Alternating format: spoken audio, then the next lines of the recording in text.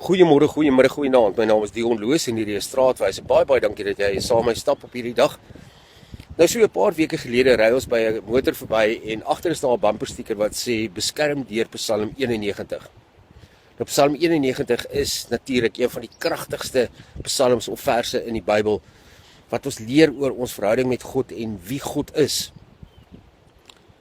Die probleem van Psalm 91 en van my en jou lewe is dat een van ons basiese behoeftes, soos Maslow dit ook in sy hiërargie van behoeftes uitlê, is dat ons veilig en sekuur wil voel. Ons hou nie van goeders wat ons in die lewe bedreig nie. Nou Psalm 91 gebruik baie mense en voel baie mense dat wanneer ek glo en wanneer ek 'n gelowige is, dat niks van die negatiewe goeders of enige iets wat my kan bedreig ooit in my lewe deel van my lewe sal wees nie.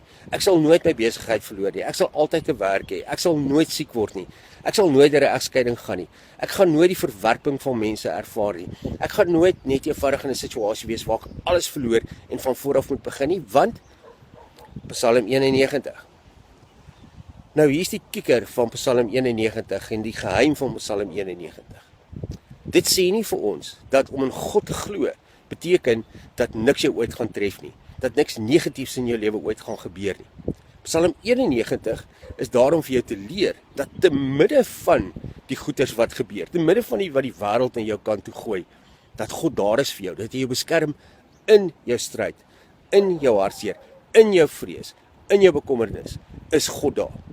Gaan lees 'n bietjie vandag en gaan dink bietjie daaroor van hoe God daar is vir jou en dat jy nie die goeders kan wegwens net omdat jy glo nie, maar dat God daar is vir jou in daai omstandighede.